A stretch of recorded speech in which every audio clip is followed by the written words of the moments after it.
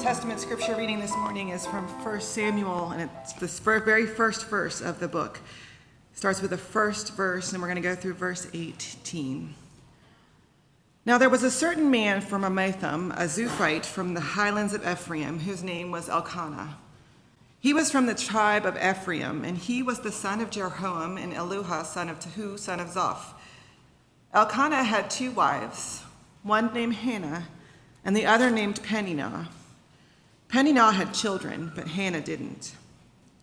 Every year this man would leave his town to worship and sacrifice to the Lord of heavenly forces in Shiloh, where Eli's 2 sons, Hophni and Phinehas, were the Lord's priests. Whenever he sacrificed, Elkanah would give parts of the sacrifice to his wife Peninnah and to all her sons and daughters. But he would give only one part of it to Hannah, though he loved her, because the Lord had kept her from conceiving. And because the Lord had kept Hannah from conceiving, her rival would make fun of her mercilessly just to bother her. So that is what took place year after year. Whenever Hannah went to the Lord's house, Peninnah would make fun of her, and then she would cry and wouldn't eat anything. "Hannah, why are you crying?" her husband Elkanah would say to her. "Why won't you eat? Why are you so sad? Aren't I worth more to you than 10 sons?" One time after eating and drinking in Shiloh, Hannah got up and presented herself before the Lord. Now Eli the priest was sitting in the chair by the doorpost of the Lord's temple. Hannah was very upset and couldn't stop crying as she prayed to the Lord. Then she made this promise: "Lord of heavenly forces, just look at your servant's pain and remember me. Don't forget your servant and give her a boy. Then I'll give him to the Lord for his entire life, and no razor will ever touch his head." As she kept praying before the Lord, Eli watched her mouth. Now Hannah was praying in her heart, and her lips were moving, but her voice was silent. So Eli thought she was drunk. "How long will you act like a drunk? Sober up," Eli told her. "No, sir," Hannah replied. "I'm just a very sad woman. I haven't had any wine or beer, but have been pouring out my heart to the Lord. Don't think your servant is some good-for-nothing woman. This whole time I've been praying out of my great worry and trouble." Eli responded, "Then go in peace, and may the God of Israel give you what you asked of him." "Please think well of me, your servant," Hannah said. Then the woman went on her way, ate some food, and wasn't sad any longer. This is the word of the Lord. Thanks be to God. There's been a lot of temper tantrums and meltdowns in our house lately. Some of them have come from the children. You see, there's some major events colliding in our life, some major, things. There's some things happening. I didn't do the math and figure this out until a couple weeks ago, but Caitlin will start school 3 days after my due date, which is not a great timing thing, no. And so we've got to get all of her school stuff ready, which means going to Target and Walmart and all those other places to figure out all the school supply list. And it means interpreting the school supply list, which is not always clear exactly what she needs for school. So I'm sure there'll be an emergency run on August 12th when we figure out all of the things that we didn't get the first time on the school supply list. And then there's this whole COVID thing, which doesn't seem to be going away. There's a new variant popping up that's Delta, and they renamed all the variants, which is now confusing me too. This new variant that came from India and is now here, and it's called Delta, but then I saw there's a Lambda variant, which is taking over in Texas. And so all of those pastor anxiety dreams have started popping up again. I don't know if anybody else has this, but somebody posted in a pastor's group on Facebook that they'd started having anxiety dreams, and they go something like this. "We show up to church on Sunday morning, and the place is full. Thousands of people, right? This is not just me. This is like nationwide, right? And the place is full, nobody's wearing masks, and like 17 people bring COVID into the thing, right? Because we love our people, and we don't want them to get sick. And then there's this baby that's coming, and we don't really know what that's going to look like. Like, we know what 2 look like. What does 3 look like? I don't know. And it's been 4 years since our last one, which means we don't remember anything about taking care of a baby. Because your brain wipes it all out as soon as you're done taking him, right? Because if you remembered what it was like to have a baby and then have a newborn, you would never do it again, right? I was telling my doctor the other day that after our first child was born, they're literally cleaning her. Literally, she was just born. And my husband, God bless him, looked at me and said, well, that wasn't so bad.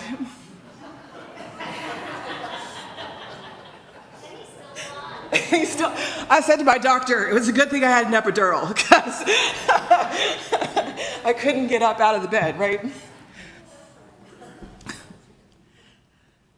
And so there's some things happening in our lives, and so we're having a little bit of trouble communicating. We're having a little trouble communicating with one another, and none of these things are unique to us. They're not special to us. Everybody's got something going on.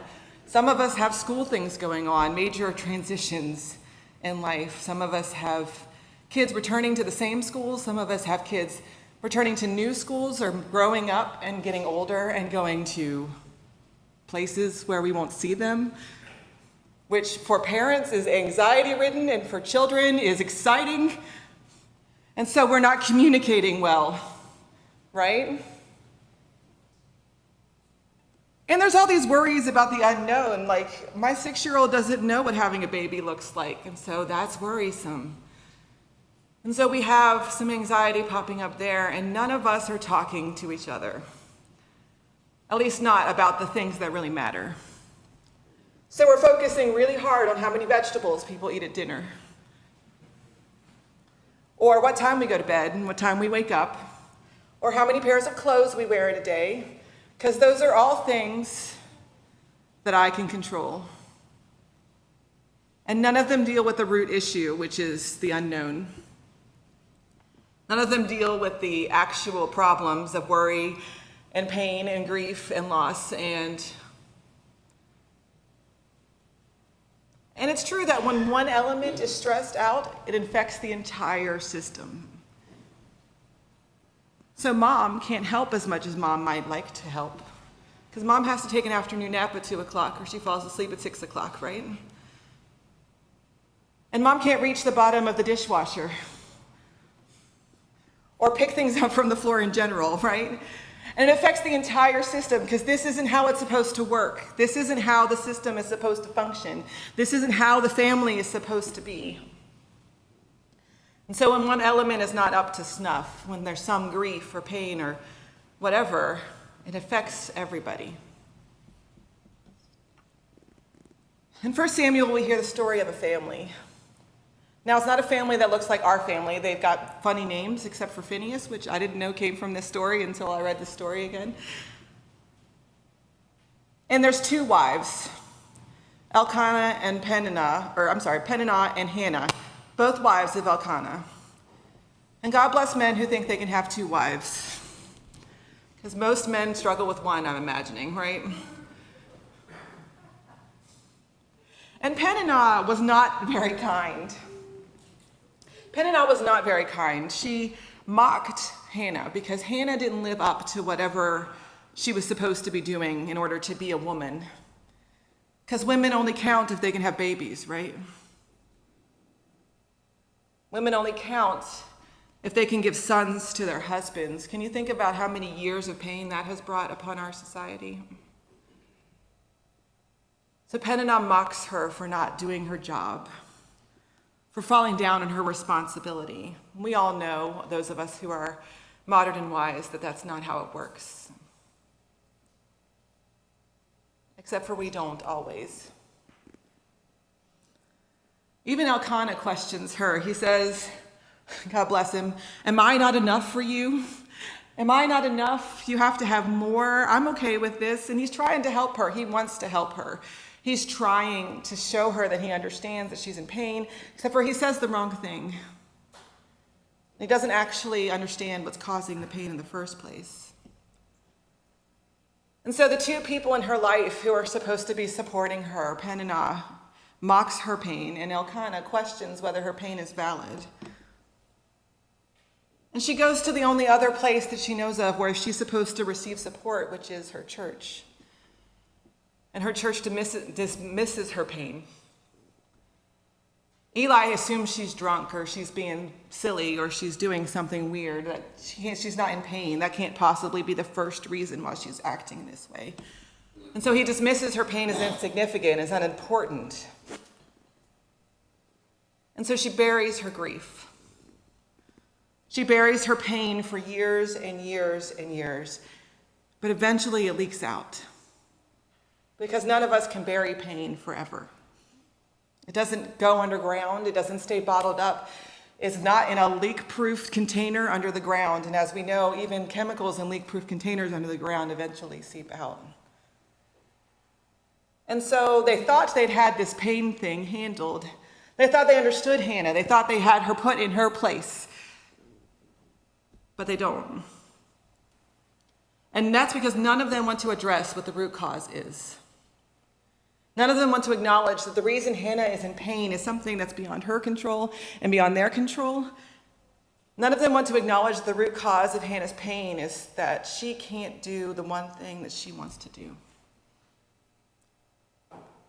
Hannah buries her pain because what she hears from other people is, it's not important, it's not valid, and I'm better than you because I don't have that pain.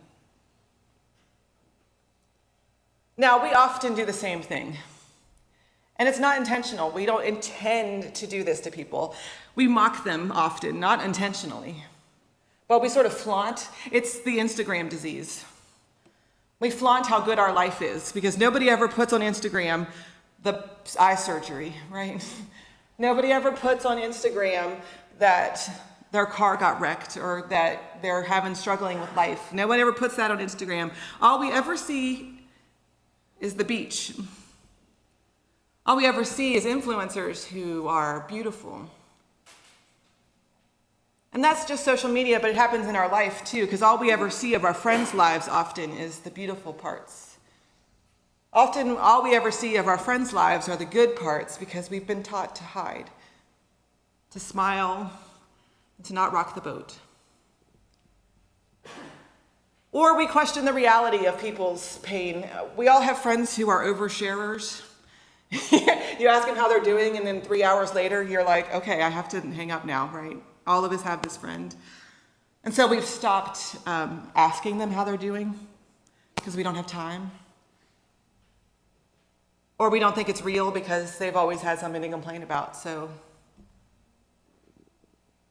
Or we dismiss it, we dismiss the pain. Well, their pain, my pain, it's usually our pain we dismiss. We say, my pain's not as bad as their pain because this is a first world problem, and I have food to eat, so my pain's not that bad. Or we ignore it, which is the most common thing we do. We just walk past each other and we ignore our pain, we ignore others' pain, and it's mostly because we don't want to deal with it.